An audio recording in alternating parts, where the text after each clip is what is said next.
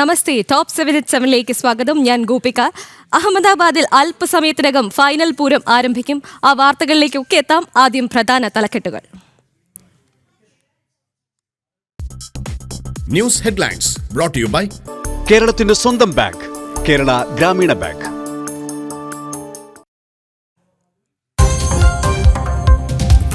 അഹമ്മദാബാദിൽ ഫൈനൽ പൂരം. ഭാരതത്തിന് ബാറ്റിംഗ്, ടീമിൽ മാറ്റമില്ല. ടോസ് നേടി ന്യൂസിലൻഡ് ബൌളിംഗ് തിരഞ്ഞെടുത്തു. 2020 ലോകകപ്പിൽ 3ാം കിരീടം ലക്ഷ്യമിട്ട് ഭാരതം. നാടെങ്ങും ആവേശക്കടൽ.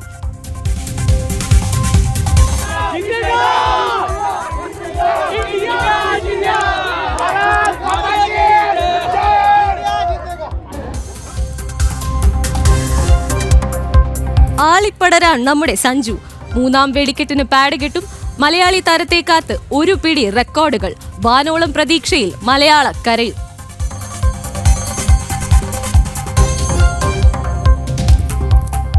UAE-യിൽ വീണ്ടും മിസൈൽ ആക്രമണം നടത്തി ഇറാൻ. ഇറാനിൽ തീ തുപ്പി ഇസ്രായേൽ. 30 എണ്ണ സംഭരണശാലകൾ ആക്രമിച്ചു. IRGC ഇന്ധന സംഭരണം തകർത്തെന്നും ഇസ്രായേൽ. ഇസ്രായേലിനും അമേരിക്കയ്ക്കും പിന്തുണയുമായി ഇറ്റലിയും.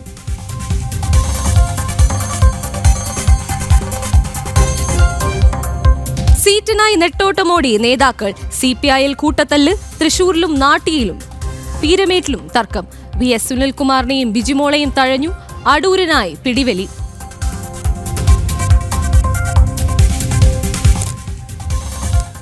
അതിരുവിടുന്ന അസഹിഷ്ണുത എന്തിന്? മമ്മൂട്ടിക്കെതിരെ അസഭ്യവർഷവുമായി സൈബർ സഖാക്കൾ. സ്വഭാവഹത്യ ചെയ്ത ദുഷ്പ്രചരണം. പ്രകോപനം താരത്തെ അലോസരപ്പെടുത്തിയ CPM ജില്ലാ സെക്രട്ടറിയോട് മാറി നിൽക്കാൻ പറഞ്ഞതിൽ.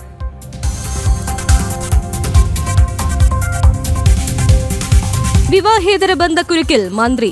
ചോദ്യം ചെയ്ത ഭാര്യയ്ക്ക് മർദ്ദനം. പോലീസ് കേസെടുത്തതില്ലെന്നും ആരോപണം. KB ഗണേഷ് കുമാറിനെതിരെ ഫേസ്ബുക്ക് പോസ്റ്റുമായി KSU നേതാവ്.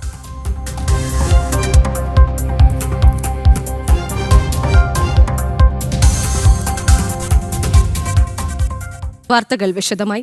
അശാന്തം പശ്ചിമേഷ്യ.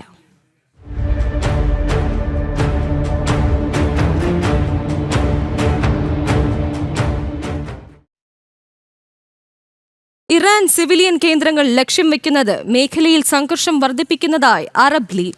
തന്ത്രപ്രധാന മേഖലയാണ് ഇറാൻ ലക്ഷ്യം വെക്കുന്നതെന്നും Arab League secretary general Ahmed Aboul Gheit പറഞ്ഞു. അറബ് ലീഗ് വിദേശകാര്യമന്ത്രിമാരുടെ യോഗം ഉടൻ നടക്കുമെന്നുമാണ് സൂചന. വിവരങ്ങളുമായി ഐസൻ ജോസ് ചേരുന്നുണ്ട്. ഐസൻ, ഇറാൻ സിവിലിയൻ കേന്ദ്രങ്ങൾ ലക്ഷ്യം വെക്കുകയാണ് ഇപ്പോൾ നടക്കുന്നത്. പറയൂ വിശദാംശങ്ങൾ. തീർച്ചയായും ഗോപിക, ഇറാൻ ഈ സിവിലിയൻ കേന്ദ്രങ്ങളെ ലക്ഷ്യം വയ്ക്കുന്നത് വലിയ ആഘാതങ്ങളാണ് സൃഷ്ടിക്കുന്നത് എന്നും അത് ആ മേഖലയിൽ ഒരു സംഘർഷാവസ്ഥ സൃഷ്ടിക്കുന്നുവെന്നുമാണ് ഇപ്പോൾ ഈ നിലപാട് പുറത്തു വന്നിരിക്കുന്നത്. അറബ് ലീഗിൻ്റേതാണ് എന്നതാണ് ഏറെ ഗൗരവമർഹിക്കുന്ന ഒരു വിഷയം. അറബ് ലീഗ് സെക്രട്ടറി ജനറൽ തന്നെ ഇക്കാര്യം വളരെ കൃത്യമായി അറിയിക്കുകയും ചെയ്തിട്ടുണ്ട്. അതായത് നമുക്കറിയാവുന്നതാണ്, വിവിധ അറബ് രാജ്യങ്ങളുടെ പല മേഖലകളിലേക്കും ആക്രമണം നടത്തിയ ഒരു സാഹചര്യമുണ്ടായിരുന്നു. ഈ ഒരു പശ്ചാത്തലത്തിലാണ് ഇത്തരമൊരു നിലപാട് കൃത്യമായി സ്വീകരിക്കുകയും ചെയ്തത്. അറബ് ലീഗിൻ്റെ ഇത്തരത്തിലുള്ള അറബ് ലീഗിൻ്റെ ഇത്തരത്തിലുള്ളൊരു നീക്കം സ്വാഭാവികമായും വലിയൊരു പ്രതിഷേധമുണ്ടായ ഒരു പശ്ചാത്തലം തന്നെയാണ് ഉള്ളത് എന്നതാണ് മനസ്സിലാക്കാൻ സാധിക്കുന്നത്. നേരത്തെ നമ്മൾ സൂചിപ്പിച്ചതുപോലെ ഈ ഇറാൻ്റെ ആക്രമണം അവിടെയുള്ള സമാധാനപരമായ ഒരു അന്തരീക്ഷം തകർക്കുമ്പോൾ അവിടെ എണ്ണ വ്യാപാരത്തെയും മറ്റുള്ള വ്യാപാരങ്ങളെയും എല്ലാം തന്നെ അത് പ്രതികൂലമായി ബാധിക്കുന്ന ഒരു സാഹചര്യമുണ്ട്. ഈ പശ്ചാത്തലം ചൂണ്ടിക്കാട്ടിയാണ് കൃത്യമായൊരു നിലപാട് ഇപ്പോൾ അറബ് ലീഗിൻ്റെ ഭാഗത്തു നിന്നുണ്ടായിരിക്കുന്നത്. മറ്റൊരു പ്രധാന വിഷയം എടുത്തു പറയേണ്ടത്, അല്പസമയത്തിനകം അറബ് ലീഗ് രാഷ്ട്രങ്ങളുടെ വിദേശകാര്യമന്ത്രിമാരുടെ യോഗം നടക്കുമെന്ന റിപ്പോർട്ടുകളും പുറത്തു വരുന്നുണ്ട്. അത്തരത്തിൽ യോഗം നടക്കുകയാണെങ്കിൽ ആ യോഗത്തിലൊരു തീരുമാനം അല്ലെങ്കിൽ ഒരു കമൻറ്റോ അല്ലെങ്കിൽ ഒരു നിലപാടോ എടുക്കുകയാണെങ്കിൽ അത് കുറേ കൂടി ഇറാനെ സംബന്ധിച്ചിടത്തോളം കുറേ കൂടി പ്രതിഷേധജനകമായൊരു പശ്ചാത്തലമുണ്ടാക്കും എന്ന് തന്നെയാണ് മനസ്സിലാക്കാൻ സാധിക്കുന്നത്. തീർച്ചയായും ഒരു സങ്കീർണ സാഹചര്യത്തിലൂടെ യുദ്ധം കടന്നു പോകുന്നു എന്നാണ്, അല്ലെങ്കിൽ അതിൻ്റെ യുദ്ധാനന്തര പ്രശ്നങ്ങൾ കടന്നു പോകുന്നു എന്നാണ് ഈ നീക്കത്തിൽ നിന്നും മനസ്സിലാക്കാൻ സാധിക്കുന്നത്. ഗോപിക. ശരി, ഐസൻ ജോസാണ് വിവരങ്ങൾ പങ്കുവച്ചത്. ഇറാനിൽ ശക്തമായ ആക്രമണം തുടരുന്നു. ടെഹ്റാൻ, ഇസ്ഫഹാൻ മേഖലകളിലാണ് ആക്രമണം തുടരുന്നത്. ഇറാനെതിരായ ഇസ്രായേൽ US സൈനിക നീക്കത്തിനും ഇറ്റാലിയൻ പ്രധാനമന്ത്രി ജോർജിയോ മെലോണി പിന്തുണ വാഗ്ദാനം ചെയ്തു. ഇറ്റലിയുടെ വാഗ്ദാനം ട്രംപ് സ്വാഗതവും ചെയ്തു. ഇറാനിയൻ കപ്പൽ തകർക്കുന്നത് എന്തിനെന്നും ശ്രീലങ്കൻ സേന രക്ഷപ്പെടുത്തിയ സൈനികരെ തിരിച്ചയക്കരുതെന്നും അമേരിക്ക.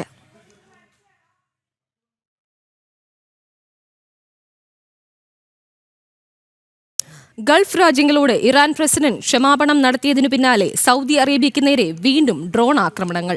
റിയാദ് നഗരത്തിന് കിഴക്ക് 13 ഡ്രോണുകളും സൗദി വ്യോമാതിർത്തിയിൽ പ്രവേശിച്ച 8 ഡ്രോണുകളും പ്രതിരോധിച്ചതായി സൗദി അറിയിച്ചു. മന്ത്രാലയ വക്താവ് മേജർ ജനറൽ തുർക്കി അൽ മാലിക്കി ഔദ്യോഗിക എക്സ്പോസ്റ്റിൽ ആണ് ഈ കാര്യം അറിയിച്ചത്. റബ് അൽ ഖാലിയിലെ ഷൈബ റിഫൈനറിക്ക് നേരെയും അൽ ഖർജിലെ പ്രിൻസ് സുൽത്താൻ എയർബേസിന് നേരെയുമാണ് ആക്രമണങ്ങൾ അഴിച്ചുവിട്ടത്. ഗൾഫ് മേഖലയിൽ കുടുങ്ങിയ ഭാരതീയരെ നാട്ടിലെത്തിക്കാനുള്ള നീക്കം വിജയകരമായി തുടരുന്നതായി കേന്ദ്ര വിദേശകാര്യ മന്ത്രാലയം. മാർച്ച് 1 മുതൽ 7 വരെയുള്ള കണക്കുകൾ പ്രകാരം 52,000-ലധികം ഇന്ത്യക്കാർ സുരക്ഷിതരാണെന്നാണ് കണ്ടെത്തൽ. ഇതിൽ 32,107 പേർ ഇന്ത്യൻ വിമാനങ്ങളിലും ബാക്കിയുള്ളവർ വിദേശ വിമാനങ്ങളിലുമാണ് എത്തിയത്. ഇനി തെരഞ്ഞെടുപ്പ് അംഗത്തിലേക്ക്.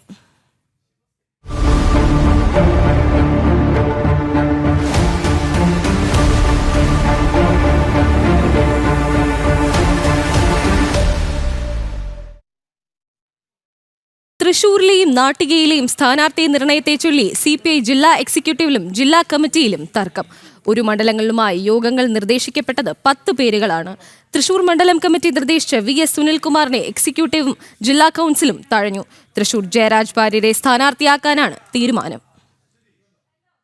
നിയമസഭാ സീറ്റിനെ ചൊല്ലി CPIയിൽ ഭിന്നത രൂക്ഷം. തൃശൂർ നാട്ടിക സീറ്റുകളിലാണ് സ്ഥാനാർത്ഥി നിർണയത്തിൽ സമവായത്തിലെത്താത്തത്. തൃശൂർ നിയമസഭാ സീറ്റിൽ സുനിൽകുമാർ മത്സരിക്കേണ്ട എന്നാണ് CPIയിലെ തീരുമാനം. നിയോജകമണ്ഡലം കമ്മിറ്റി സുനിൽകുമാറിന്റെ സ്ഥാനാർത്ഥിത്വം ആവശ്യപ്പെട്ട് രംഗത്ത് വന്നെങ്കിലും ജില്ലാ നേതൃത്വം വെട്ടി. നിലവിൽ MLA ആയ P. ബാലചന്ദ്രന്റെ പേരും ജില്ലാ നേതൃത്വം പൂർണ്ണമായും ഒഴിവാക്കിയിട്ടുണ്ട്. ബാലചന്ദ്രന്റെ പ്രവർത്തനത്തിൽ വലിയ അതൃപ്തിയാണ് ജനങ്ങൾക്കുള്ളതെന്നും CPI കരുതുന്നു. ജനവിധി തേടിയാൽ വലിയ പരാജയം നേരിടേണ്ടി വരുമെന്നും CPIയിൽ ഒരു വിഭാഗം നേതാക്കൾ പറയുന്നു. പകരം ജയരാജ് വാര്യരെ സ്ഥാനാർത്ഥിയാക്കാനാണ് CPIയും CPM-ഉം തീരുമാനിച്ചിട്ടുള്ളത്. സുനിൽ 3 തവണ നിയമസഭയിലേക്ക് മത്സരിച്ചത് ചൂണ്ടിക്കാട്ടിയാണ് ഒഴിവാക്കലെന്നാണ് ഔദ്യോഗിക വിശദീകരണം. എന്നാൽ കഴിഞ്ഞ കുറച്ചു നാളുകളായി CPIയിൽ സുനിൽകുമാർ ഒറ്റപ്പെട്ടു നിൽക്കുകയാണ്. നേതൃത്വവുമായിട്ട് അകൽച്ചയിലാണെന്നും വിവരമുണ്ട്. ഇതിനിടയിലാണ് ജില്ലാ നേതൃത്വം ഇടപെട്ടുകൊണ്ട് സുനിൽകുമാറിന്റെ പേര് സ്ഥാനാർത്ഥിത്വത്തിൽ നിന്ന് തന്നെ വെട്ടിയിട്ടുള്ളത്. നാട്ടികയിൽ പല പേരുകൾ ഉയർന്നു വന്നതോടെ പാർട്ടി നേതൃത്വം പ്രതിസന്ധിയിലുമാണ്. ജനം, തൃശൂർ.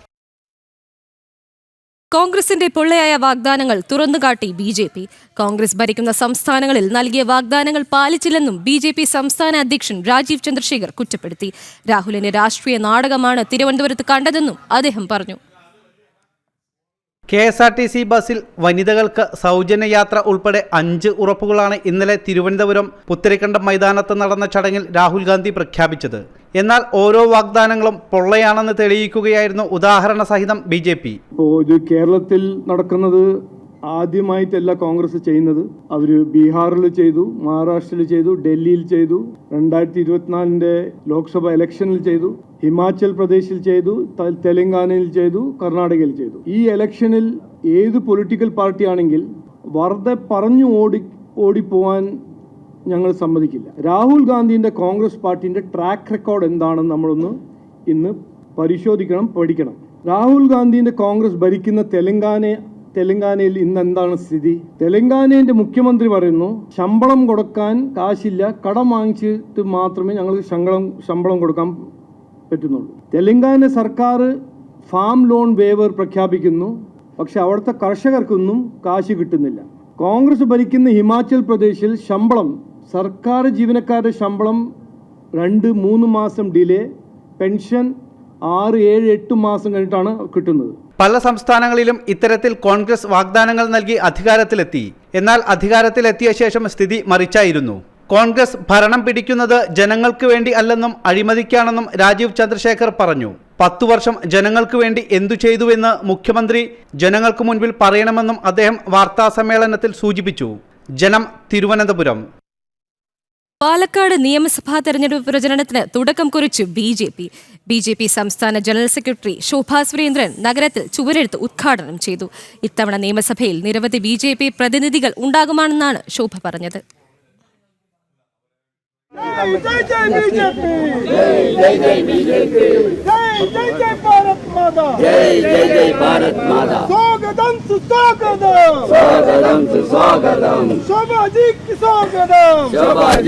स्वागतम പാലക്കാട് നഗരത്തിൽ മേഴ്സി കോളേജിന് സമീപത്ത് ചുവരെഴുത്ത് നടത്തിക്കൊണ്ടാണ് ബി.ജെ.പി തെരഞ്ഞെടുപ്പ് പ്രചാരണത്തിന് തുടക്കം കുറിച്ചത്. സംസ്ഥാന ജനറൽ സെക്രട്ടറി ശോഭാ സുരേന്ദ്രൻ ചുവരെഴുത്ത് ഉദ്ഘാടനം ചെയ്തു. പിണറായി സർക്കാർ നാടിന്റെ വികസനത്തിന് യാതൊന്നും ചെയ്തിട്ടില്ലെന്നും ഇടതുപക്ഷത്തിന് ബദലല്ല കോൺഗ്രസ് എന്നും ജനങ്ങൾ തിരിച്ചറിഞ്ഞതായും ശോഭാ സുരേന്ദ്രൻ പറഞ്ഞു. ഇത്തവണ നിയമസഭയിൽ നിരവധി ബി.ജെ.പി പ്രതിനിധികൾ ഉണ്ടായിരിക്കുമെന്നും ശോഭാ സുരേന്ദ്രൻ വ്യക്തമാക്കി. പാലക്കാടിന്റെ വികസനം എന്ന് പറയുന്നത് മറ്റ് നിയോജക മണ്ഡലങ്ങളെ അപേക്ഷിച്ച് എത്രയോ പിന്നിലാണ് നിൽക്കുന്നത്. ഇത് കണ്ണുകൊണ്ട് മനുഷ്യർ കാണുകയല്ലേ. അപ്പോൾ അവർക്ക് വേദനയുണ്ടാകും, അവർക്ക് ദുഃഖമുണ്ടാകും. അവരെ പ്രതിനിധീകരിക്കുന്ന വ്യക്തി കേരള നിയമസഭയിൽ നിന്ന് നേടിയെടുക്കേണ്ട കാര്യങ്ങൾ നേടിയെടുത്ത് ഒരു മുനിസിപ്പാലിറ്റിയിലേക്ക് പോലും കൊടുത്തിട്ടില്ല എന്ന് പറയുമ്പോൾ സാധാരണഗതിയിൽ ഗ്രാമത്തിനേക്കാൾ കൂടുതൽ മുനിസിപ്പാലിറ്റിയല്ലേ വികസിക്കേണ്ടത്. മുനിസിപ്പാലിറ്റി വികസിക്കണമെങ്കിൽ എന്തായിരുന്നു തടസ്സം? ആ മുനിസിപ്പാലിറ്റി ഭരിക്കുന്ന ഭാരതീയ ജനതാ പാർട്ടിയോട് ചേർന്ന് നിന്നുകൊണ്ട് മുനിസിപ്പാലിറ്റിയുടെ വികസന പ്രവർത്തനത്തിന് വേണ്ടി മുന്നോട്ട് പോകാൻ കേരള ഗവൺമെന്റ് തയ്യാറായില്ല എന്നുള്ളതല്ലേ, MLA തയ്യാറായില്ല എന്നുള്ളതല്ലേ, MP തയ്യാറായില്ല എന്നുള്ളതല്ലേ. അപ്പോൾ എന്ത് വേണം? ഇവിടെ ഒരു മാറ്റം ഉണ്ടാകണം. ഒരു ഡബിൾ എഞ്ചിൻ സർക്കാർ കേരളത്തിലുണ്ടാകും. ഇവിടെ വലിയ രീതിയിൽ പാലക്കാടിലെ ജനതയ്ക്ക് ആവശ്യമായ രീതിയിൽ അവർക്ക് ആവശ്യം ഒരു ജോലി ചെയ്യുന്ന ഒരു വ്യക്തിയെയാണ്. 24 മണിക്കൂറും ഫുൾ ടൈം പ്രവർത്തനം ചെയ്യുന്ന ഒരു വ്യക്തിയെ അവർ ഹൃദയത്തിൽ സ്വീകരിക്കും. ജില്ലയിൽ വിവിധയിടങ്ങളിൽ ബി.ജെ.പി തെരഞ്ഞെടുപ്പ് പ്രചാരണം ആരംഭിച്ചു കഴിഞ്ഞുവെന്നും ഇത്തവണ വിജയത്തിൽ കുറഞ്ഞതൊന്നും മുന്നിലില്ലെന്നും ബി.ജെ.പി സംസ്ഥാന വൈസ് പ്രസിഡന്റ് C. കൃഷ്ണകുമാറും ജില്ലാ അധ്യക്ഷൻ പ്രശാന്ത് ശിവനും പറഞ്ഞു. സംഘടനാപരമായിട്ട് ബി.ജെ.പിക്ക് ഏറ്റവും ശക്തിയുള്ള അടിത്തറയുള്ള ഒരു ജില്ലയാണ്. അതിൽ പാലക്കാടും മലമ്പുഴയും ഒറ്റപ്പാലവും ഷൊർണൂരും ഉൾപ്പെടെയുള്ള എല്ലാ മണ്ഡലങ്ങളിലും ഞങ്ങൾ തെരഞ്ഞെടുപ്പ് പ്രവർത്തനങ്ങൾക്ക് വളരെ മുന്നിലാണ് മറ്റ് രണ്ട് മുന്നണികളെക്കാളും. തീർച്ചയായിട്ടും ഈ മുന്നിലായത് തെരഞ്ഞെടുപ്പ് ഫലം വരുന്ന സമയത്തും പാലക്കാട് ജില്ലയിൽ രണ്ട് മുന്നണികളെയും കവച്ചുവെച്ച് ഞങ്ങൾ മുന്നിൽ തന്നെയായിരുന്നു. ബി.ജെ.പി സംസ്ഥാന ട്രഷറർ E. കൃഷ്ണദാസ്, നഗരസഭാ അധ്യക്ഷൻ P. സ്മിതേഷ്, ഉപാധ്യക്ഷ ബേബി തുടങ്ങിയവരും ചുവരെഴുത്ത് പരിപാടിയിൽ പങ്കെടുത്തു. ഇടതു വലതു മുന്നണികൾക്ക് മുൻപാണ് പാലക്കാട് ബി.ജെ.പി തെരഞ്ഞെടുപ്പ് പ്രചാരണം ആരംഭിച്ചിരിക്കുന്നത്. ജനം, പാലക്കാട്. ഗോവ സർക്കാരിന്റെ ജനകീയ പദ്ധതികളിലൊന്നാണ് മജേ ഘർ യോജന. നിയമക്കുരുക്കിൽ അകപ്പെടുന്നവർക്കും ആവശ്യമാണ് പദ്ധതി. വർഷങ്ങളായി നിയമക്കുരുക്കിൽപ്പെട്ട് വീടിന്റെയും ഭൂമിയുടെയും ഉടമസ്ഥാവകാശം ലഭിക്കുന്നവർക്ക് ആശ്വാസം നൽകുന്നതാണ് മജേ ഘർ യോജന.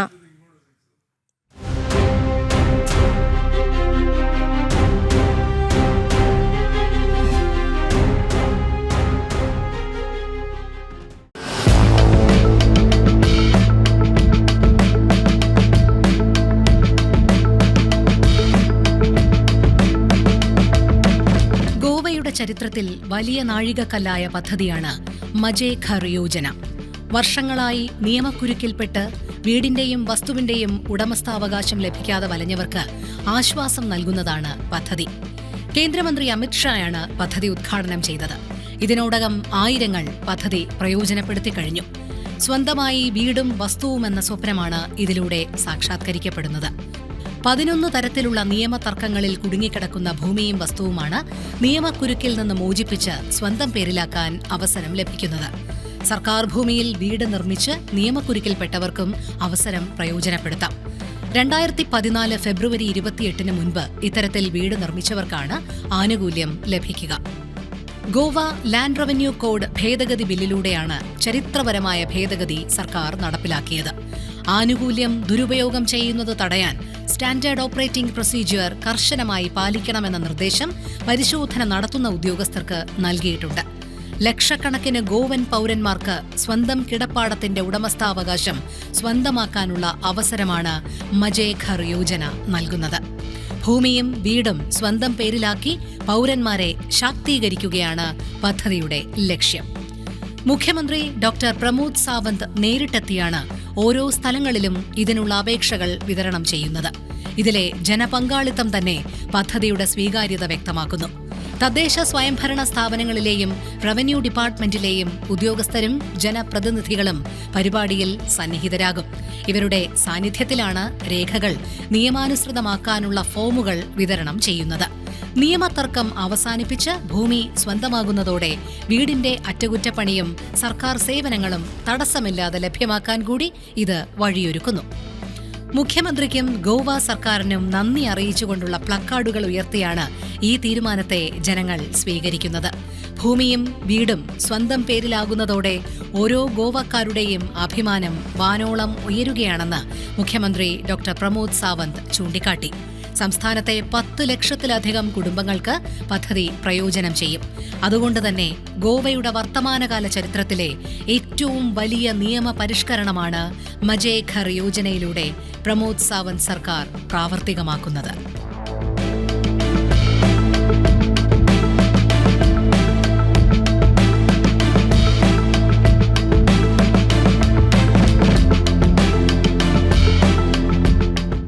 നവകേരളം കിഫ്ബിയിലൂടെ.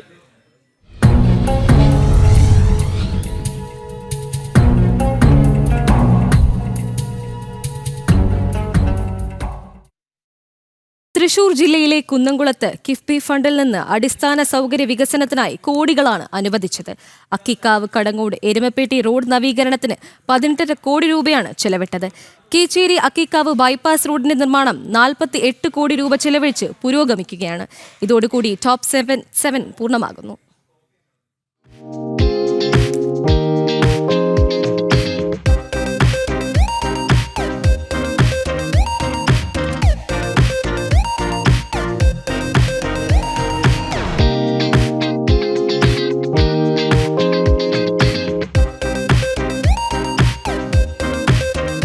പശ്ചാത്തല സൗകര്യമൊരുക്കൽ തന്നെയാണ് ഒരു നാടിൻ്റെ വികസന മുന്നേറ്റത്തിന് ആധാരം. ഇതിന് പിന്തുണ നൽകുന്ന സംവിധാനമാണ് Kerala infrastructure investment fund board അഥവാ കിഫ്ബി. കേരളത്തിൻ്റെ തനത് വരുമാനം കൊണ്ട്, വിഭവ സമാഹരണം കൊണ്ട് മാത്രം അടിസ്ഥാന വികസനം സാധ്യമാവില്ല എന്ന് വന്നപ്പോഴാണ് അടിസ്ഥാന സൗകര്യ വികസനത്തിനു വേണ്ടി പ്രത്യേക നിധി എന്നുള്ള രീതിയിലുള്ള ആലോചന രൂപപ്പെട്ടത്.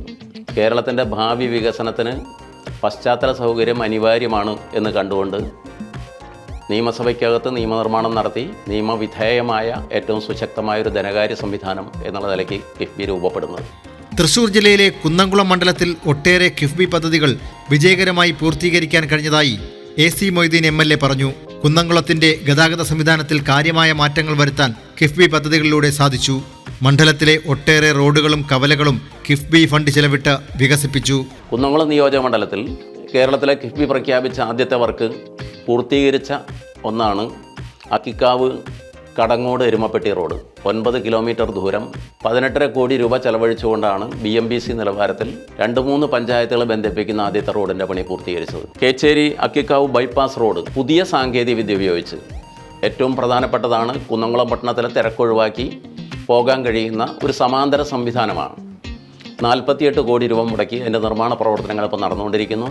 കുന്നംകുളത്തെ റിംഗ് റോഡ് വികസനത്തിന് 63 കോടി രൂപയുടെ ഭരണാനുമതി ഫിനാൻഷ്യൽ സാങ്ഷനുമായിട്ടുണ്ട്. കുന്നംകുളത്തിന്റെ വിദ്യാഭ്യാസ മേഖലയ്ക്കാണ് ഏറ്റവും കൂടുതൽ തുക കിഫ്ബി ഫണ്ട് വഴി ചെലവിട്ടത്. കടവല്ലൂർ ഗവൺമെന്റ് ഹയർ സെക്കൻഡറി സ്കൂളിന് 5 കോടി രൂപ ചെലവിൽ കെട്ടിടം നിർമ്മിച്ചു. വേലൂർ രാജരാമവർമ്മ ഹയർ സെക്കൻഡറി സ്കൂളിന് 1 കോടി രൂപ ചെലവിൽ കിഫ്ബി ഫണ്ടിൽ നിന്ന് തുക ചെലവിട്ട് പുതിയ കെട്ടിടം നിർമ്മിച്ചു. Kunnamkulam government model girls higher secondary school 1 crore രൂപ ചെലവിട്ടാണ് നവീകരിച്ചത്. Kunnamkulam vocational government higher secondary സ്കൂളിനും ലഭിച്ചു 1 കോടി രൂപ വരുന്ന കിഫ്ബി പദ്ധതിയുടെ ഗുണം. Erumapetty higher secondary school, government Kochannur higher secondary school എന്നിവയ്ക്ക് 3 കോടി രൂപ വീതം ചെലവിട്ടാണ് പുതിയ കെട്ടിടങ്ങൾ നിർമ്മിച്ചത്.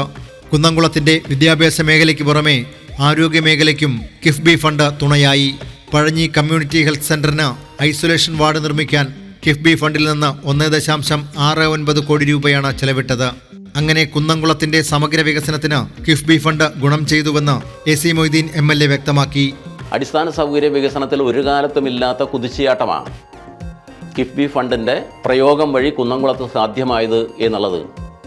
എത്രയോ കാലമായി മനുഷ്യൻ ആഗ്രഹിച്ചിരുന്ന നിരവധി വികസന പ്രവർത്തനങ്ങൾക്ക് രൂപം നൽകാൻ കിഫ്ബിയുടെ സഹായത്തോടു കൂടിയാണ് എന്നുള്ളതും ഞാൻ ഓർക്കുന്നു.